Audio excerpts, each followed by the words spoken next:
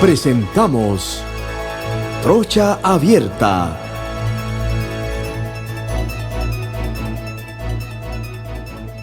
Bienvenidos a todos los que me están sintonizando a través de la cadena exitosa a nivel nacional.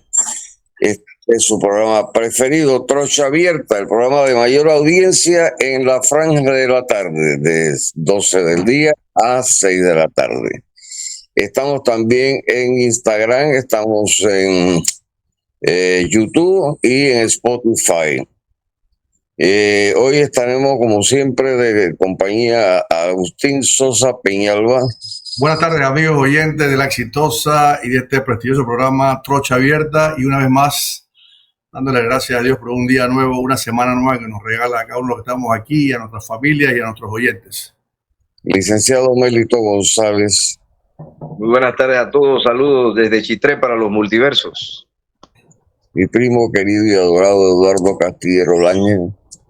Buenas tardes a los oyentes de la gran cadena exitosa, así como a quienes nos siguen en las redes sociales. Bueno, y hoy, yo, por supuesto, ¿no? El que más me han.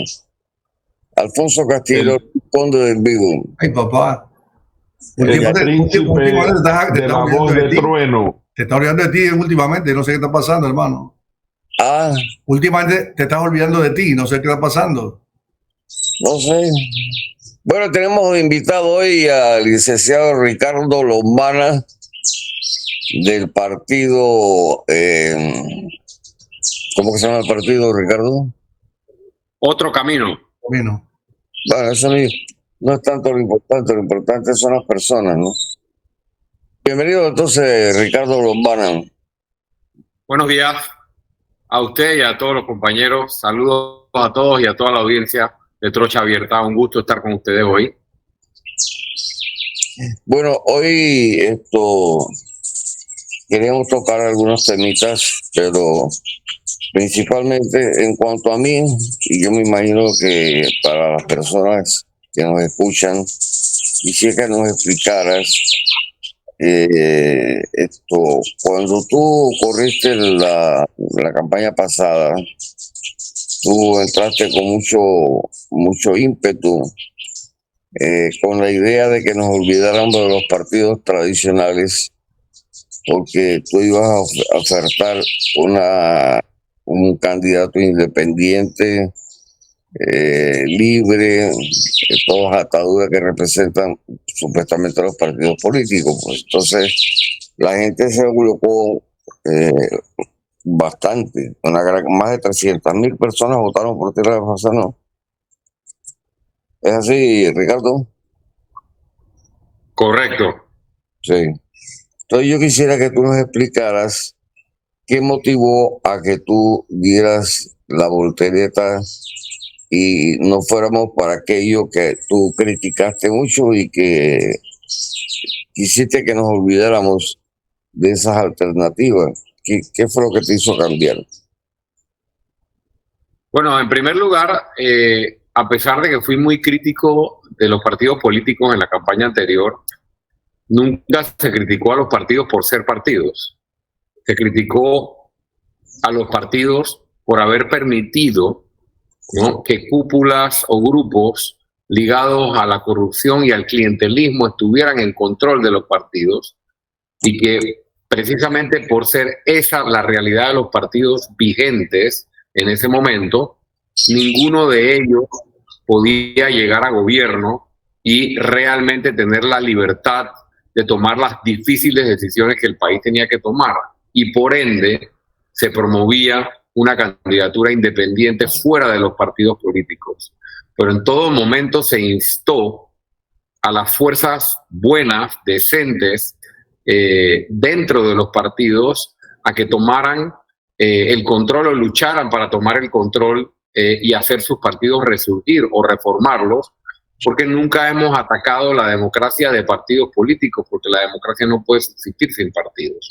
O sea, mi campaña anterior era una campaña no de desaparición de los partidos políticos, sino que los partidos actuales no podían ofrecer una solución. Y ahí está el ejemplo. Un presidente Cortizo que en su momento se presentaba con muy buenas intenciones de cambiar el país, secuestrado por una cúpula de diputados corrupta que le ata las manos y no le permite al presidente gobernar. Pienso que lo mismo hubiese pasado si ganaba cualquiera de los otros tradicionales. En función de eso, luego de la experiencia del 2019, viendo que las reglas del juego están hechas para los partidos y que la única forma de cambiar esas reglas del juego es desde adentro del gobierno, incluso teniendo mayoría en la Asamblea Nacional, y además tomando en cuenta que los partidos políticos iban a hacer su trabajo luego del éxito que habíamos tenido los candidatos independientes, tomamos la decisión de hacer un partido no para dejar de ser independientes, sino simplemente para tener un vehículo mucho más estructurado y poder tener un poco más de igualdad de condiciones a la hora de competir contra los otros partidos. En función de eso, iniciamos un trabajo de constituir nuestro propio partido político, pero sin variar tanto los principios que motivaron y movieron la candidatura independiente, ni la visión de país que le presentamos a todos los panameños desde la candidatura independiente. Y miren lo que está pasando hoy. Yo creo que lo que está pasando hoy es un ejemplo de que tomamos la decisión correcta, porque tú tienes ahora la libre postulación, por ejemplo, los candidatos a presidente, básicamente tomados por candidatos de partidos políticos que abanderan, al tiempo de ser miembros de partidos políticos o personas muy ligadas a partidos tradicionales por muchos años, abanderan ahora las candidaturas de libre postulación, confundiendo a la población y con muchos recursos para recolectar firmas. Entonces, un poco previendo que los partidos tradicionales iban a saltar a la libre postulación para querer enredarla, como en efecto lo han hecho, y dos, para poder tener una plataforma que pretendiera unificar a muchos candidatos independientes a nivel nacional, tomamos la decisión de formar un partido y lo hemos hecho de la misma manera que recolectamos firmas para la candidatura independiente. Es decir, no pagamos, no practicamos clientelismo y andamos con las prácticas que usualmente utilizan los partidos políticos para ir sumando gente a sus proyectos políticos. ¿No has calculado cuánto cuesta una campaña presidencial? Bueno, mi campaña anterior costó $900,000. $900,000, no la campaña solita. $900,000 nos gastamos desde que recogí la primera firma 2 años y medio antes del 5 de mayo hasta el 5 de mayo. Es decir, todo el proceso completo costó $900,000 y con esos $900,000 mira el resultado, 380,000 votos. Es decir, se demostró con claridad que no se necesitan millones de dólares para correr una campaña presidencial. Evidentemente $900,000 ahora no será suficiente porque ya no solo es una campaña más grande, sino que ahora tenemos vamos a tener candidatos a todos los cargos de elección popular. O sea que ahora no se trata solamente de financiar y sostener financieramente una campaña presidencial, sino todo lo que implica sostener un partido político sin subsidio, porque no tenemos subsidio sino hasta el 2024, y lo que cuesta una campaña a todos los cargos de elección popular. No te puedo decir un monto, no sé si serán $2 millones, no sé si será $1,5 millones, no sé si serán $3 millones en total, pero será una suma muy, pero muy, muy por debajo la que nosotros estamos proyectando, de la que se gastarán otras campañas políticas, porque no la usamos para comprar gente ni para esas formas clientelistas de sostener la política o la politiquería, sino que hacemos de cada dólar que recaudamos algo eficiente para lograr resultados. Una pregunta, Ricardo. ¿Qué hace la diferencia de Ricardo Lombana con relación a los demás partidos políticos, tomando en consideración que ahora mismo hay un desgaste generalizado por parte de la ciudadanía con relación a los partidos políticos? Y de hecho, yo analizando, porque he venido siguiendo tu trayectoria, tu realidad de constituir de partido no fue la misma realidad de los votos que adquiriste en el 2019. Entonces, eso pudo también traerte algún tipo de rechazo, como es la pregunta más o menos que hace Alfonso, el cambio ese, si no mantenerte dentro de una línea no partidista, a pesar de que, digo, en ese entonces no sabíamos que íbamos a ser secuestrados los independientes con relación a estas personas que han adoptado ser disque independientes, en realidad no lo son. ¿Qué Que ofrece no tenga, diferente? no Sí, tenga, saludos. Agustín. Hoy hay 1.000.000 inscritos en partidos políticos, o sea, un poquitito por ahí más de la población según el último censo, o sea que la gente no está decepcionada con los partidos políticos. No, pero acuérdate de una cosa, para seguir No, con el invitado. no. El tema aquí, el tema cuál es, Alfonso. Acuérdate que aquí, como dijo Ricardo al inicio, el clientelismo es lo que hace que llame a la gente a los partidos políticos tradicionales. El clientelismo, eso es una realidad, y yo lo he dicho siempre, lo he sostenido aquí. El PRD tiene 700.000 adherentes, sí es cierto, pero su fuerte son 300.000. El resto es clientelismo político, está demostrado. ¿Cuál es la pregunta? Ahora, la pregunta es ¿cuál es la diferencia que Ricardo haría con relación a los partidos políticos, siendo un partido político con esta decepción que tiene la gente hacia los partidos políticos? Mira, a pesar de que respeto su postura, la postura del señor Castillero, o sea, no estoy de acuerdo.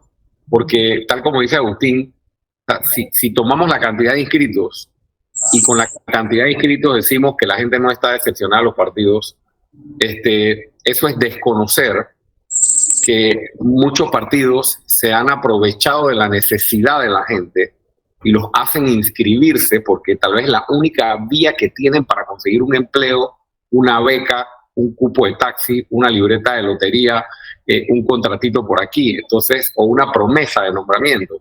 Entonces, no hay un convencimiento de los panameños hacia los partidos políticos. Hay una manipulación y un secuestro con fondos públicos para manipular a la población. Eso es muy distinto. Cuando tú te inscribes en un partido por necesidad, eso no es que la gente cree en los partidos. Eso es que el sistema está distorsionado. Y yo no quisiera, para contestar tu pregunta, Agustín, que creo que hay dos preguntas en una y lo voy a hacer muy brevemente. O sea, yo te mentiría si te digo que nosotros no hemos sufrido un golpe por haber hecho un partido. Ese golpe sabíamos que lo íbamos a tomar. Y eso lo medimos en su momento y dijimos, bueno, o tomamos un golpe, pero somos realistas, ¿no? Y jugamos el juego con las reglas que hay, pero manteniendo la misma línea, o nos quedamos. Miren, si yo hubiera sido candidato por libre postulación, a pesar de todo el zaperoco que se hubiera formado, lo voy a poner como un ejemplo, tal vez yo estaría allá en el tribunal electoral con un cartelón y con un grupo de gente diciendo que el sistema es injusto para los independientes, como en efecto se la pasan diciendo los independientes, que el sistema no es justo ni equitativo para los independientes. Claro que no lo es, ni lo va a hacer y cada vez se va a poner peor en los meses que faltan de aquí a la elección. Entonces, sí se sufrió un golpe. Mucha gente quería que yo me quedara como candidato independiente, pero como candidato independiente a la presidencia de la República, primero, ganar una elección así es prácticamente imposible. Segundo, lograr la candidatura iba a ser prácticamente imposible porque íbamos a competir contra millones de dólares buscando firmas. Y tercero, si ganas, ganas solo como presidente, que era parte de lo que me criticaba mucha otra gente que no votó por mí. No descartemos que hubo mucha gente que no votó por mí porque estaba solito, ¿no? Y prefirió votar por una estructura por el tema de gobernabilidad. Entonces, creo que es un balance y yo con mucho respeto le digo a la población que observe los hechos. Si usted quiere juzgar, que tiene todo el derecho a hacerlo, si la decisión que tomó Ricardo Lombana y el Movimiento Otro Camino a hacer un partido fue para convertirse en más de lo mismo, o fue para utilizar el vehículo de partido para llevar adelante el mismo proyecto político, la misma visión de país, los hechos hablan. Y aquí entro a la segunda pregunta. ¿Qué es lo que diferencia? Bueno, yo creo que ha quedado bastante claro. Te lo voy a ilustrar con ejemplo. Yo estuve hace 2 semanas en la Lotería Nacional de Beneficencia, ¿no? Yo me pregunto, ¿qué partido político actual está dispuesto a quitarle el botín que tienen en la Lotería Nacional de Beneficencia, que se lo reparten dependiendo de qué partido sube al gobierno, ¿no? Y con esos chupan y sangran millones de dólares que deberían ser para atender los problemas de los panameños, pero se lo reparten al Molirena y a 3 miembros del Molinera que lo controlan y después se lo repartirán a otro partido. ¿qué partido político actual está dispuesto a llegar a gobierno y el primer día de gobierno mandar a todos los fiscalizadores de la Contraloría a las distintas instituciones a ver quién no se presenta a trabajar y quién no tiene funciones para sacar a todas las botellas del gobierno? ¿Qué otro partido político está dispuesto a que las notarías, por ejemplo, y los consulados no sean premios políticos para hacer nuevos millonarios y que esos dineros sean para obras del Estado? Y así yo te puedo dar un montón de ejemplos de qué es lo que diferencia. Nosotros no hemos cambiado lo que queremos hacer con el país. Lo que pasa es que estamos utilizando un vehículo para poder competir en igualdad de condiciones. Y el partido, sí, es un partido pequeño. Nosotros no necesitamos ni aspiramos a tener un partido de 200.000 personas. Es un partido en el que las personas, por lo menos hasta ahora, se inscriben o se han inscrito por convicción, pero tal como pasó en la vuelta anterior. O sea, si tú haces la comparación de cantidad de inscritos versus votos, creo que tuviste un buen ejemplo. El PRD, no me extraña que de aquí al día de la elección tenga 1 millón de adherentes, 800.000 o 900.000, pero eso no se refleja nunca en votos. Siempre hay un piso, un techo, un 30%, un 27%, un 32%. Y yo recogí 100.000 firmas aproximadamente para ser candidato. Y 100.000 firmas se tradujeron en casi 400.000 votos. Entonces, nosotros no hacemos una relación entre la cantidad de firmas o cantidad de inscritos e intención de voto, y seguiremos diferenciándonos de lo que otros partidos le presentan al país, no solo con propuestas distintas, sino con acciones distintas, como lo que venimos haciendo 6 años en la vida política y 3 años y pico desde que tomamos la decisión de constituir un partido.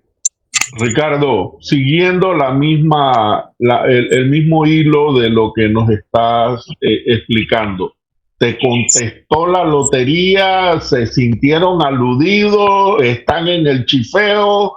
¿Qué has percibido? Todavía no se han cumplido los 30 días, se cumplen como en 10 días, se vence el término de los 30 días. Estamos esperando, digamos, estamos en ese espacio. La información que tengo es que sí nos van a contestar antes de que se venza el término, y estamos a la espera, ¿no? de que nos contesten con respecto a la información solicitada. Y si no lo hacen, ahí nos vamos a presentar para exigir la respuesta. Y si no lo hacen o la niegan la información, porque esa es la otra que pueden hacer, ¿no? Contestarnos negando la información, pues iremos donde el único recurso que nos queda es que ir a la Corte Suprema de Justicia con un habeas data y seguir haciendo presión para que entreguen la información que hoy mantienen oculta.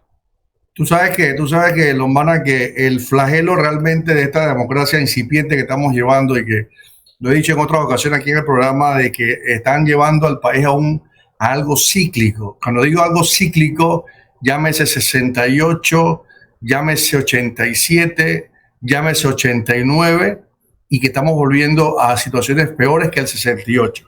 Ahora, ¿cuál es el flagelo que está golpeando este país realmente? Es la corrupción.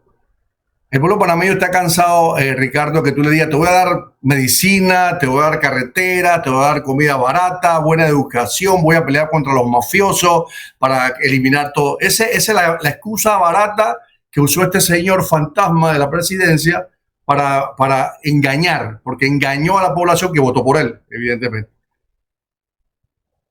Tú estás dispuesto a enfocarte sin dejar que el Estado camine como debe caminar para incentivar economía, incentivar las cosas que hay que hacer, porque tampoco no podemos concentrar en solamente irnos contra la corrupción. Pero tú estás dispuesto a tocar llagas realmente, porque acuérdate aquí que el poder económico tiene un peso fuerte en este país. Y tú estás dispuesto a tocar la llaga de gente que te van a tocar la puerta si tú llegas a ser presidente y decir: vamos a hacer esto, todo el mundo lo hace, tú tienes que hacerlo. Porque es que ahí es donde radica todo, porque la gente, ninguno de los candidatos que hemos podido entrevistar aquí se ha atrevido a decir de una manera abierta, decir: yo voy de frente al 100%, porque realmente ese es el verdadero flagelo de este país, por el cual los candidatos de los partidos políticos, permítame llevarla, Alfonso, se meten a estos robos políticos no por el bien común del país, sino porque tengo que buscar para mí qué me puedo llevar y qué puedo robarme del Estado.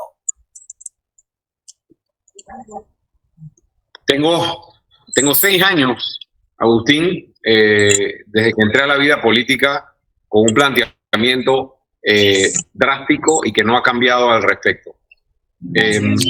No solo tengo un planteamiento que ha sido consistente, y el movimiento Otro Camino ha sido consistente y frontal con el tema de la corrupción, sino que hemos demostrado con hechos, no con palabras, porque muchos de esos que por ahí dicen que van de frente contra la corrupción, lo hacen desde la televisión, Agustín, o lo hacen desde un videíto o un tuit, pero nadie está dispuesto a ir a la Corte Suprema de Justicia a presentar una denuncia penal a Benicio Robinson y a un grupo de diputados que se han hecho millonarios a costa de los dineros del pueblo, y una serie de acciones que nosotros consecutivamente, para no mencionarlas todas, hemos venido emprendiendo, hasta la que emprendimos hace dos semanas en la lotería. En el fondo, lo que nosotros estamos haciendo en la lotería es meternos con un negocio de 3, 4 personas que se llevan millones de dólares que deberían estar al servicio de la gente. Y sí, no es que me van a tocar la puerta cuando sea presidente, ya lo hacen. Ahora mismo hay una guerra, una presión, un juego de tratar de controlar el tablero, porque sí hay ciertos grupos de Agustín que no están dispuestos a que venga alguien y patee la mesa, ¿no? Y ponga orden en este país, porque le tienen miedo a esto que llaman, pero es que el país necesita gobernabilidad, y entonces no se puede generar una incertidumbre, etcétera. Y con ese cuentito de que no se puede generar incertidumbre, aquí estamos aceptando gobernar con la narcopolítica, aceptando gobernar con los grupos corruptos, aceptando gobernar con todos estos esquemas que están drenando y matando a una población que hoy ruega por medicina, ruega por carreteras, ruega por alimentos, ruega por trabajo. O sea, es insostenible. Y la respuesta es sí, vamos de frente. No, pero no son palabras, lo hemos hecho por 6 años y vamos a llegar a gobierno y vamos a romper,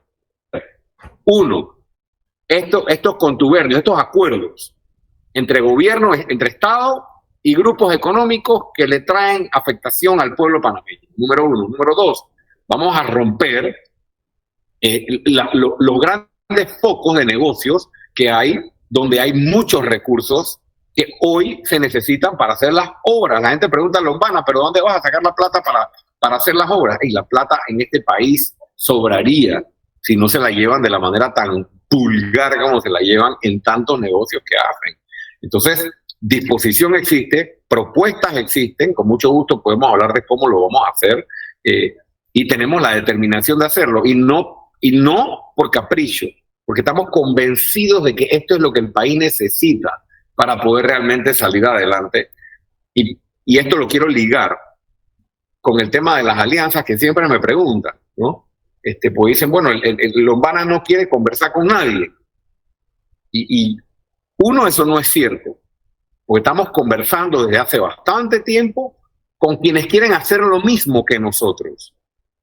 El día, y lo digo claramente, que Rómulo Rux, que José Isabel Blandón, que Martín Torrijos y que otros representantes de la política tradicional estén dispuestos a hacer esto, yo soy el primero que está en la mesa. Pero no existe la disposición. Quieren seguir repartiéndose la lotería, repartiéndose los consulados, repartiéndose las embajadas, con los monopolios de los medicamentos, con los monopolios de los insumos agropecuarios y con todas las situaciones que tienen al pueblo contra la pared. Entonces, estamos cada uno en su esquina, ¿no? Y yo estoy procurando que comprendamos todos, tanto nosotros los independientes, como nosotros el movimiento Otro Camino, que ahora es un partido, como los partidos tradicionales, que entendamos que a este país solo le queda un camino, ese otro camino que tenemos que construir, que es de una vez por todas romper los esquemas corruptos de lo que tú hablabas.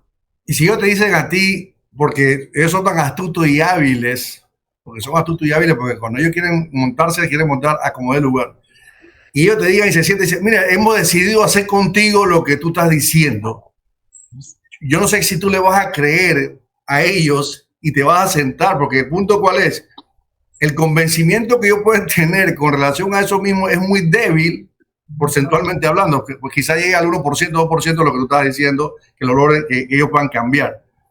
Pero ¿cómo te convencería un Rómulo Rux, ya le hablaste del nombre, un Lombana, un Martín Torrijos que te digan, y ¿sabes qué? Vamos a hacer lo que tú dices y tú digas sí de una vez, porque recuerda, la clase política nuestra de este país en este momento se trepa no por el bien común del país. Eso hay que tenerlo bien claro y no hay un cambio de mentalidad con relación a eso. Entonces, ¿cómo tú te convencerías? Porque tú acabas de decir, si ellos me dicen a mí, pero ¿cómo te vas a convencer tú? Porque esta gente está dispuesta a lo que sea, para que tú llegues a decirle que sí. ¿Cuál es la pregunta? No entiendo. Bueno, la pregunta es, ¿qué lo convencería a Lombana para poder determinar si yo me voy a sentar aquí? No, que cuál es, creo que lo que está preguntando Agustín es que básicamente cuál sería la condición o cuáles serían los términos para uno poder convencerse. Para poder entender, digo, yo no quiero desmenuzar tanta pregunta, pero creo que la entendió el señor Lombana, el señor Alfonso. ¿Qué sería lo que te dieran a ti para tú decir? Para mí el punto importante, tú cuando vas a negociar siendo tú la cabeza, pero si tú no fueras la cabeza porque los otros quieren ser la cabeza, ¿qué pasaría? Lombana. Mira, para mí el tema de la cabeza, de quién va arriba, quién va abajo, o sea, para mí esa discusión hoy es irrelevante, honestamente. Para mí la discusión relevante es, ¿estás dispuesto o no estás dispuesto? Eso es lo que dijo Agustín y yo estoy de acuerdo con eso.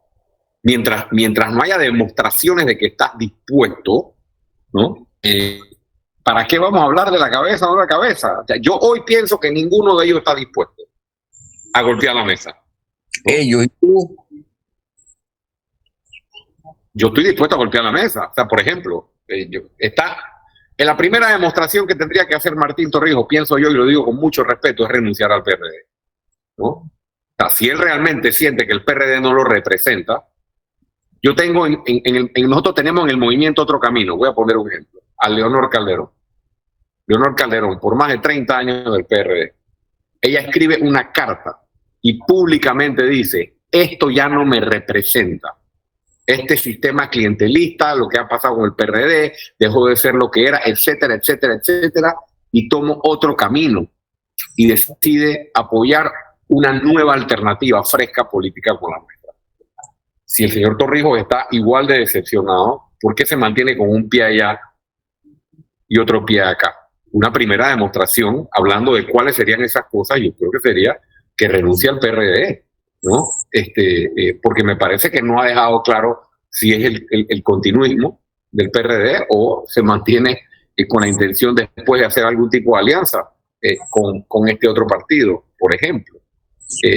Y así yo te podría decir que hay algunos otros elementos, Agustín, que creo que darían una buena demostración de voluntad en cuanto a lo que quiere cada uno hacer. Por ejemplo, de los candidatos actuales, o al menos de los aspirantes, porque ninguno es candidato. Yo he escuchado al señor Blandón en varias ocasiones, incluso en la campaña anterior, que sí está dispuesto a, por lo menos en el tema constitucional, en el tema de la constituyente, a una reforma profunda, incluso una constituyente de ser necesario. Es decir, con varias coincidencias con respecto a lo profundo de los cambios que requiere el país. Pero el tema es la voluntad o la determinación que tengan de hacerlo. El otro día nosotros hicimos una conferencia, el día de la postulación. Yo dije claramente cuál era nuestra postura sobre el contrato minero, sobre la minería. Claramente hablamos sobre el contrato de Panama Ports, por ejemplo, ¿no? Que es un contrato que creo que hay que revisar, ¿no? Una concesión que hay que revisar. Entonces, cuando empezamos a hablar de estos temas y de lo que el país necesita para lograr un acuerdo, si es que hay que lograr un acuerdo, yo los exhortaría también a hacerle esta pregunta a los otros candidatos. Yo no estoy poniendo condiciones. Yo lo único que estoy poniendo en la mesa es esto es lo que el país está pidiendo que se haga. Que se termine este esquema corrupto que drena miles de millones para bolsillos de 10, 15 personas y la población no tiene sus necesidades atendidas. Es muy difícil, pienso yo, porque tú hablas del pueblo y tú no tienes el feedback del pueblo, pero es muy difícil sentarse en una mesa de negociación en base a que tú renuncies. Imagínate tú, por ejemplo, que ustedes van a establecer la diferencia, porque esto es electoral, que Ricardo Lombana no tenga son las encuestas las que determinarían eso, quién va a la cabeza, quién, porque tú no puedes llevar a la cabeza a una persona que en las encuestas vaya de último. Sí, pero en este país, ¿quién hace una encuesta seria, don Castillero? Bueno, tendría que determinar que las encuestas no son serias. Mira todas las encuestas.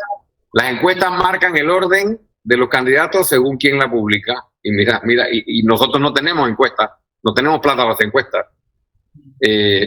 Unas encuestas nos ponen de segundo lugar consistentemente desde hace 4 años.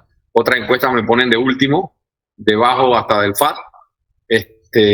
Otras encuestas ponen a Martín Torrijos empatado con Martinelli, otras ponen a Gaby Carrizo empatado con Martinelli. O sea, realmente aquí el tema de las encuestas no creo que pueda ser una referencia porque hay muchos intereses detrás de cada una.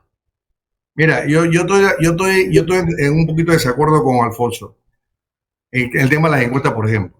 Lo cual me satisface mucho.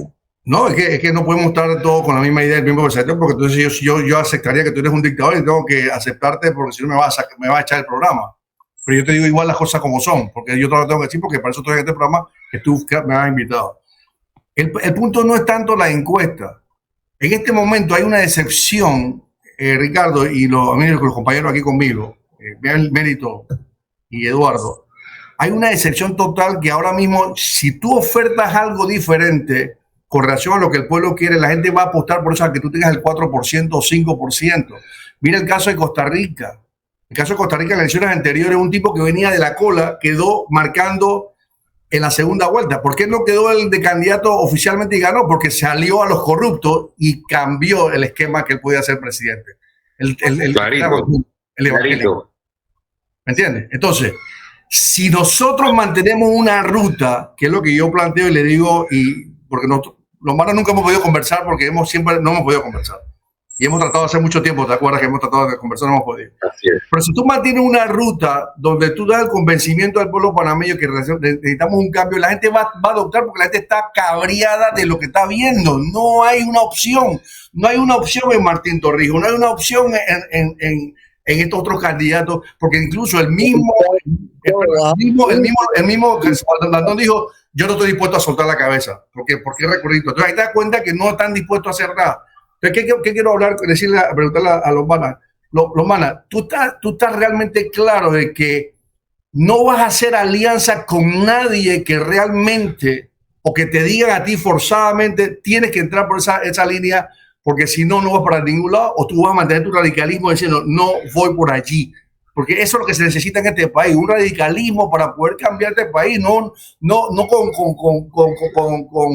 con discursos estúpidos de que yo soy el bonito, yo soy bueno, yo quiero hacer el país diferente. No, aquí se tiene que hacer cosas con radicalismo, hermano. Sí. Yo doy una opinión para que el hombre analice lo que estoy diciendo, para que él opine sobre ese desarrollo, hermano. Yo no soy periodista, soy empresario, hermano. Yo vendo ropa, soy ropero. La respuesta está bueno el intercambio. La respuesta es sí. La línea se ha mantenido, Agustín, y algunos me señalan, y yo acepto cualquier tipo de crítica, me señalan como terco, ¿no? O me señalan como Lombana cree que él es el único que puede, y realmente no es cierto. No es que creo que soy el único, ni tampoco es que soy terco, es que yo no me metí en política para pactar con la corrupción. El día que yo pacte con la corrupción, yo entrego mi proyecto político y punto, y se acabó. Entonces, lo que quiero que se entienda es que yo no entré para eso. Yo entré para no pactar con la corrupción, para poder llegar a ser presidente de la República con un equipo de gente que venga y nuevamente a maquiar la mesa y poner orden en este país. Y no voy a poder hacerlo si me entierro a negociar con los que han pactado la corrupción de los últimos 40 años. Con eso te respondo la pregunta. Entonces, si algunos grupos de esos partidos o algunos de esos candidatos, que no lo descarto, ojo, llegan a la conclusión de que no queda otra forma de arreglar este país como la que nosotros le estamos proponiendo, bienvenidos. O sea, en ese esquema, bienvenidos, podemos conversar. Pero si yo me siento en esa mesa para pactar corrupción, para pactar repartición, como siempre lo han hecho, se acabó, ¿no? Y habré decepcionado a la población. Así que sí nos vamos a mantener, pero no quiero que se interprete esto como que no estamos dispuestos a conversar con nadie. No. Estamos dispuestos a hablar con todos los que compartan esta visión de país, y hay panameñistas que están en nuestro grupo, y hay PRDs que están en nuestro grupo, y hay muchos independientes que están, o sea que no es que hay muchos del Partido Popular que también están alrededor de nosotros, porque han visto que el país no le queda otro camino que este.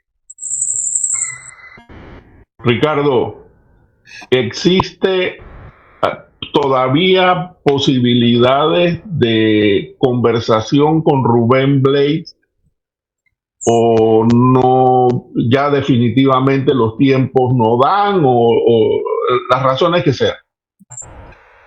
Sí existe, por supuesto que existe. Total, existe, todavía hay tiempo, ahí hay disposición, ¿no?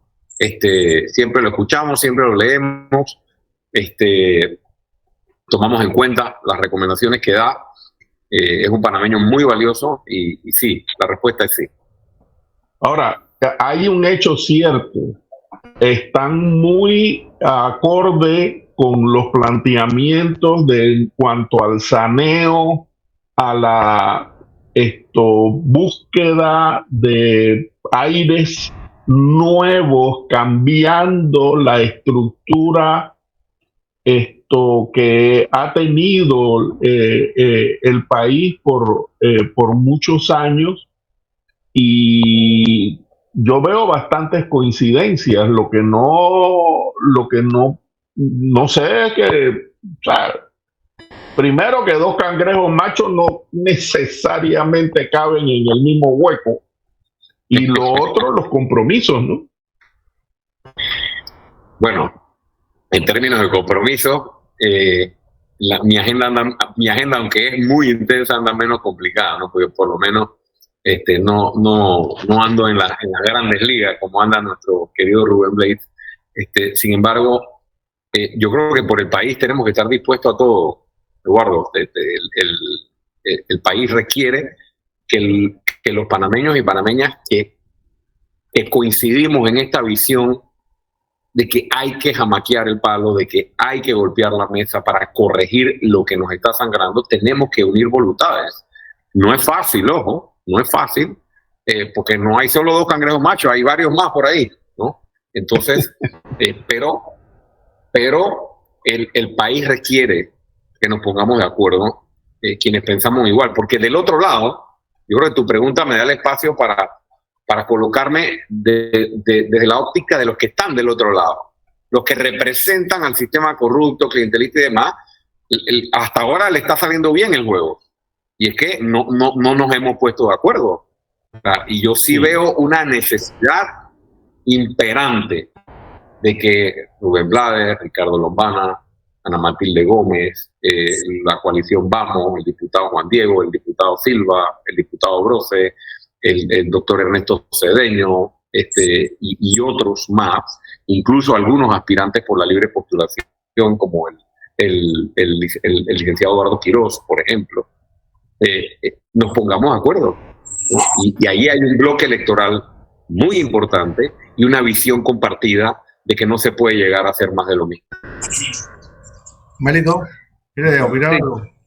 Sí, como no, estaba esperando ahí que me dieran la oportunidad. Ricardo, en el contexto de una polémica declaración, por decirlo así, un Ricardo Alberto va a ser presidente de la República, o el próximo presidente de la República, más bien una triple pregunta. ¿Qué opinión le merece, 1, el juicio de Martinelli; 2, la carta de Félix Moulanier; y 3, las elecciones de ayer, presidente, con unos, creo que 15,000 participantes? Más o menos las tres preguntas. 20%, Melito. Sí.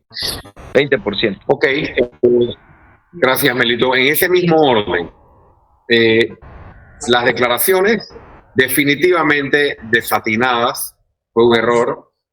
El saludo no lo considero un error.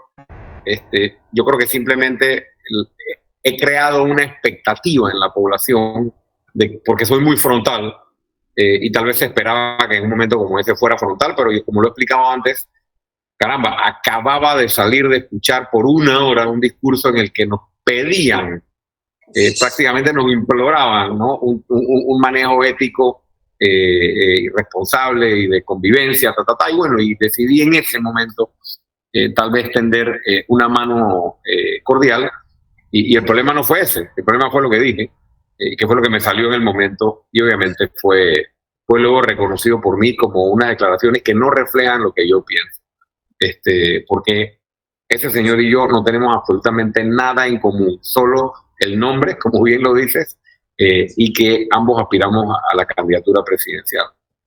Dicho eso, sobre el juicio, yo mantengo la misma postura que he mantenido desde que entré en política. Si la justicia funcionara en este país, ese señor ni fuera candidato ni tendría partido, sino que estaría rindiéndole cuentas a la justicia, como debería hacerlo ante las sobradas evidencias que hay y existen de todos los desfalcos y los millones de dólares que él y sus allegados se robaron en detrimento del pueblo panameño. Yo creo que eso ha quedado en evidencia con todo lo que hasta ahora conocemos, y en este juicio de New Business, bastante en evidencia de que la editora Panama América se compró con dinero público, con la complicidad de otras personas. Ojalá la justicia haga su trabajo y con suficiente tiempo y con suficiente contundencia para que tenga un efecto sobre esa posible candidatura del señor Martinelli. Número 2, sobre la carta del señor Moulanier. La verdad no la leí, he visto la discusión, pero yo creo que más allá que hablar de la carta de Moulanier y sus denuncias, todo está mal dentro del proyecto político ese. O sea, porque el partido en sí nace de la iniciativa de una persona que ni siquiera debería estar participando en política. O sea, nosotros estábamos inscribiendo otro camino al mismo tiempo que le estaban inscribiendo RM. Y a nosotros nos pasaban por al lado los buses, y nosotros veíamos a la gente cobrando los $30 para inscribirse, y cómo le daban la comida, y cómo o sea, todo. O sea, hay todo un esquema de clientelismo, de pago de dinero, de aparato casi que mafioso en la forma en que quieren manipular a la población con clientelismo. Así que sin querer minimizar la carta de Moulanier, que lo considero valiente obviamente al hacer esa denuncia, voy mucho más allá y veo muchos vicios en ese proyecto político o en ese partido. Y por último, me preguntaste por New Business, me preguntaste por la carta de Moulanier, y por último me preguntaste por los votos, la cantidad de personas que fueron a votar. Sí. Bueno, yo creo que es la segunda vez que nosotros vemos una evidencia de que Martinelli tal vez no está tan robusto o tan fuerte como dicen en la intención de voto, porque se ha dicho que el hombre tiene 40%, que el hombre tiene 50%, que hemos visto 2 ejercicios. El primero fue la elección interna, aquella que tuvo algunas figuras y Aníbal Ábrego contra algunas figuras del señor Rux en lo interno del Cambio Democrático, y con toda la plata que Martinelli le metió a Yanivel. O sea, y esto es algo que tal vez la gente no considera mucho. O sea, Martinelli recorrió el país por primera vez desde que era presidente, prácticamente, para apoyar a los candidatos de Yanivel, y metió mucho dinero. Y a pesar de eso, mira la baja participación que hubo en aquella elección interna y el resultado prácticamente empatado. Y ahora, con todos los recursos que existen, pues esta participación, que sí es baja para el tamaño del partido y para supuestamente esta efervescencia que existe detrás de su candidatura. Yo no creo que él es tal fuerza electoral como se menciona. Sí es cierto que tiene una intención de voto importante, eso no se puede negar, es una realidad lastimosamente en este país, pero todavía falta un año de aquí a la elección, y esperamos que la justicia haga su trabajo, y si no hace su trabajo, pues lo tendremos que vencer en las urnas con todos los panameños que queremos un Panamá decente y no un Panamá liderado por un corrupto. Ahora, Ricardo, En primer está la elección cerca del 25%, y aducen que el hecho de que se haya dividido en que esta es la presidencialista y la otra lo del resto de los puestos de elección, ¿le das algún peso a eso con relación a que puedan ir más allá de ese 25%? Sí, eso no hay que desconocerlo. Yo creo que eso también tiene su influencia. Si se hacen en la misma fecha, evidentemente puede haber aumentado o podría aumentar la participación. Creo que es un argumento válido. En primer lugar, yo quiero recordarte que en el año 2018, creo que fue, el porcentaje de cambio democrático de votación en las internas fue de 21-22%. O sea, no está lejos. Y todos sabemos que en las primarias, dependiendo de la competencia que haya, va a ser más alta o menos alta. Entonces, estamos asumiendo que Martinelli, que no es el candidato de mi preferencia, Martinelli es corrupto, pero es que eso lo tiene que demostrar un tribunal. Y si hablamos de justicia, lamentablemente esa es la única que tenemos. Si no, tenemos que mudarnos para Suiza. O sea, aquí estamos hablando que es corrupto, que se robó la plata, y yo creo que si estamos en un Estado de Derecho, tenemos que presumir la inocencia y no castigar de esa manera a este candidato, ¿no? Ahora, Alfonso, la suma de todos los candidatos no hace 29%. Así es que estoy de acuerdo con lo que dice Ricardo, de que afecta, pero no va, ya la suma de los tres ni siquiera es 29, y a lo mejor 29 sea lo que el resto de los puestos de elección aporten a la... Acuérdate que aquí no había competencia, aquí todo el mundo sabía que Ricardo Martinelli iba a ganar, así que no había ninguna motivación para que la gente saliera a votar. Pero bueno, quería preguntarle a Lombana, en el tema de las minerías, hay mucha lacalaca. Y antes de eso, perdóname, Moulanier, el cambio es igual que el cambio de Bolota y el cambio de todos estos políticos. Para mí fue simplemente una manta que le tiraron de verde. Y aquí no hay principios, no hay valores ahí de nada. O sea, aquí simplemente dame cariño. Y todavía Bolota está pidiendo cariño porque son insaciables, ¿no? En el tema de la minería, ¿qué me puedes tú hablar de esto? Porque la población anda confundida y no sé, solamente al lado de la gente de Penonomé por allá les interesa. Pareciera que el resto de la humanidad no. Sí, miren, ayer nosotros hicimos un pronunciamiento y voy a empezar por allí. El gobierno nacional decreta una emergencia ambiental por sequía, y al mismo tiempo de esta gran emergencia ambiental por sequía, falta de agua, aprueban el estudio de impacto ambiental del proyecto de Cerro Quema, proyecto minero de Cerro Quema, que opera en un territorio que está en el corazón del arco seco del país, provincia de Los Santos, distrito de Macaraca, distrito de Tonosí, justo en la provincia más afectada históricamente por la falta de agua, por la crisis hídrica. O sea, es una contradicción de nacimiento, o sea, desde su origen. Número 2, el estudio de impacto ambiental, y aquí tal vez algunos de ustedes conocerán sobre el tema, se aprueba 8 años después de solicitado. O sea, esto desde el punto de vista de un estudio de impacto ambiental número 3, categoría 3.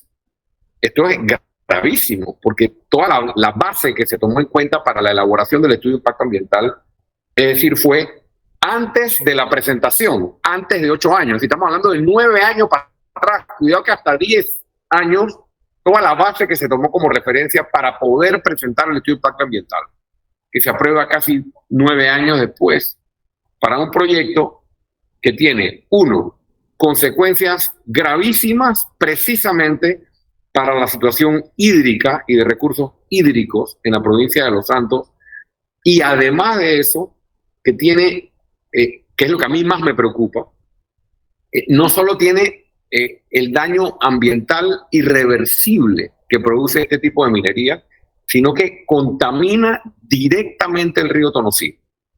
Y esto no lo estoy inventando yo, esto está sustentado en documentos técnicos elaborados por distintas organizaciones, y nosotros tenemos nuestra propia Secretaría de Asuntos Ambientales dirigida por el ingeniero Cecilio Castillero, familia de repente de ustedes, siempre digo que tiene nombre de político o de pelotero.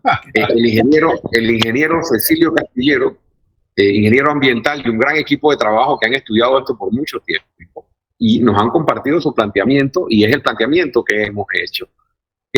Y esta contaminación del río Tonosí y sus afluentes afecta directamente a la salud de los panameños. Entonces, nosotros vemos a un gobierno completamente desconectado de la realidad. ¿Cuál es la realidad? El país tiene una crisis de agua.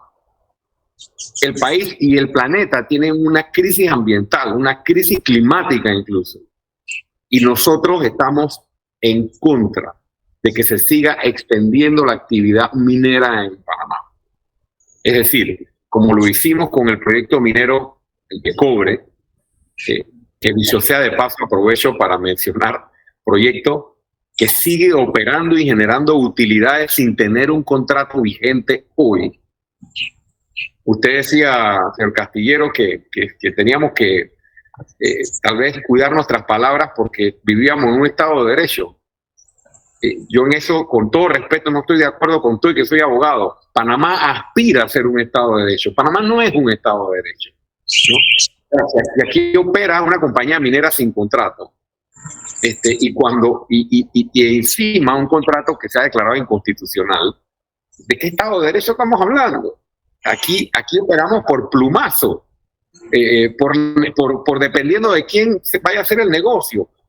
No podemos ser un país serio si seguimos manejándonos así. Entonces nuestra postura es clara de que en el tema de Ferroquema específicamente hay que poner un alto, una pausa, tomar en consideración todo lo que se está indicando por los equipos técnicos y por muchos grupos en la República de Panamá, y me preocupa mucho la vinculación que tenga o los efectos que tenga la falta de agua, no solo para la población de provincias centrales por el Península de Azuero, sino incluso para todo nuestro sector agropecuario que tanto requiere en la Península de Azuero los recursos hídricos. Estamos yendo en contra de lo que la población necesita.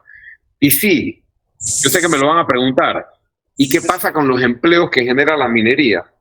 Nosotros no estamos en contra de los empleos. Los empleos que hoy, no estoy hablando de los que va a generar en el futuro, que hoy genera la actividad. Más hay filipinos trabajando en esa mina que panameños. Esa es otra denuncia que se ha hecho extensamente desde hace varios años, y no hemos tenido información transparente por parte del Ministerio de Trabajo que nos confirme esta denuncia o este secreto a voces. De que no. Pero si llegan al puerto creado por ellos mismos, y hay una oficina del Ministerio de Trabajo en Penonomé. Nadie se da cuenta. Lo que pasa es que aquí, al final, si tú haces un análisis de lo que dice Lombana y lo que nosotros hemos podido ver del proyecto de las minerías, esto llega a un solo camino, una sola ruta. ¿Qué hay para mí? No hay otra. Eso no encuentro otra realidad, porque es contradictorio lo que tú dices, ¿cierto? ¿Cómo tú vas a llamar a un estado de emergencia ahora mismo por tema del agua y estás programando y dándole a esta empresa que explote esa mina a cielo abierto? Entonces tú dices, o sea, o los que están administrando el país son estúpidos, brutos, o simplemente que hay una jugada de dinero en el medio, porque no le encuentro otra racionamiento, y más en un año Hidalgo como este. Entonces yo lo que puedo decirte para mi conclusión con relación a eso mismo, que aquí hay plata de por medio. Aquí no hay otra cosa más, porque aquí no están pensando en... Descubriste la Coca-Cola y la Pepsi-Cola. No descubrir, simplemente estoy marcando la realidad, y eso es todo. Marcando la realidad, eso no es una Coca-Cola, eso es una realidad. Y me alegra que tú lo hayas reconocido, Alfonso Castillero. Me alegra que tú lo hayas reconocido. Eso es mejor todavía. Eso es mucho mejor. Sí. Pero es una realidad, es una realidad. Bueno, tú eres abogado y me imagino que tramitas en los tribunales en Panamá, ¿o no? No, yo no soy litigante. Yo soy abogado, y lo más cerca que he estado de ser litigante es que he estado en el área de contencioso administrativo, hemos tramitado en sala tercera y demás, pero no andamos en el área de los litigios No, pero penales y civiles. utilizar los tribunales. Y estos tribunales pertenecen a la justicia panameña. Entonces veo una incongruencia aquí. No crees en la justicia, pero tramitas lo que sea. ¿Qué le queda a Alfonso? ¿Qué le queda a Alfonso? Pero Tiene que hacer. Que vaya a Suiza. Que vaya a Suiza, como dices tú. Sí, a ver. ¿Qué me queda? Escúcheme. Yo no señalo de manera general. Aquí tenemos que llamar las cosas por su nombre. Y perdonen que me remonte a esto, pero es un ejemplo claro. Sí, todo hay que probarlo en los tribunales. Sin duda que hay que probarlo. Pero aquí tenemos situaciones como las del señor Afu hace un montón de años, que él sacó los billetes y dijo, esta es la plata con la que me coimearon a mí. Y así como me coimearon a mí, coimearon a todos estos otros. Y ni así, con la autoincriminación, la justicia hace su trabajo. Ni para él, ni para quien él señaló. Además de eso, don Castillero, yo confío, o sea, yo tengo que confiar y apoyar a que nuestra justicia sea confiable. Pero aquí ha habido 20, 25 años de evidencias sobradas en escándalos de corrupción y no pasa nada aquí, pero han llegado a condenar en el extranjero a los empresarios que coimearon en Panamá. Y la justicia panameña no ha condenado a los coimeados en Panamá. O sea, no estamos hablando de que Lombana se está inventando que tal o X o Y persona o grupo están vinculados a la corrupción. Es que es ridículo lo que pasa en Panamá. Las evidencias sobran, o sea, por todos lados. Y simplemente aquí no pasa nada. Y el hecho de que yo tramite en la contenciosa, sí, tramito porque no me queda de otra. Lo que no hago es que no pago coima, ¿no? Y trato de presionar al sistema para que el sistema funcione en favor de la justicia como debería ser. Pero me parece atinado lo que dijiste, tienes que probar. Y ese es el hecho que nosotros tenemos aquí en Panamá, que nosotros alegremente condenamos sin probar en la justicia que tú utilizas y que utilizan los demás, ¿verdad? Tenemos que probar. Hay muchas cosas. Y también absolvemos a aquellos que están señalados. Mira, aquí la Constitución Nacional dice que los diputados de la República no pueden hacer negocios con la nación. Por ejemplo, vamos a meternos por allí y ojalá pudieran invitarme a otro programa. No, pero si te voy a invitar. ¿Cuántos diputados tienen concesiones de extracción de materiales, concesiones de emisoras de radio, contratos con el Estado a través de interpuestas personas? O sea, hacen negocio a diestra y siniestra con la nación para hacerse millonarios. Y entonces, o sea, el sistema se los permite, porque el sistema es cómplice. Entonces, yo sé el argumento que usted plantea, porque yo como abogado los conozco los principios de derecho, conozco los principios de la justicia imparcial e independiente y lo que debe ser una justicia que tiene que hacer su trabajo. Me encantaría poder decir la justicia hablará y habla por sus fallos, pero caramba, ¿dónde están los fallos? ¿No? Que confirmen lo que a todas luces es evidente y lo que otros países incluso confirman con sus fallos judiciales. Bueno, ya llegamos al límite y no hay ningún problema. Cuando tú quieras, me mandas a Milagro, me avisas y yo te invito al programa, aunque no estés de acuerdo conmigo, porque hoy ya estaba de acuerdo con el chino que me trae. Yo quiero saber. Yo estoy siendo objetivo, no estoy hablando. Objetividad, yo estoy hablando de imparcialidad. Lo que yo quiero saber antes de irme es por qué te dicen el dictador. Bueno, no paga. No tiene como 4 meses que no lo paga. Hay algunos que se portan mal. Este chino que yo lo traía de Chinatown, lo rescaté de allá de anonimato y ahora pretende pues darme un golpe de estado. Lo he intentado varias veces, pero Yo estoy como los Castro en Cuba. Bueno, gracias por la invitación. Buenos días a todos. Cecilio, sobrino mío y sobrino de Eduardo, el hijo de Chilo Castillero, de Cecilio, el abogado. Me le mandan un saludo y me alegro que un Castillero esté dándole lustre y prestigio a otro camino. Ya está. Cuando quieras me llamas a través de Milagro, porque a través tuyo no es imposible localizarte, y me dices cuando quieres venir al programa nuevamente, con mucho gusto. Así será. Muchas gracias. Hasta luego. Nos despedimos de Trocha Abierta. Recuerden que estamos en la plataforma de YouTube, Instagram y Spotify. Hoy tuvimos de invitado al licenciado Ricardo Lombana. Estaba Agustín Sosa Peñalba, Eduardo Castillero Lange, Mélito González y este servidor Alfonso Castillero Ortiz, conde del Vigo, papá. Papá, hasta mañana si Dios lo permite.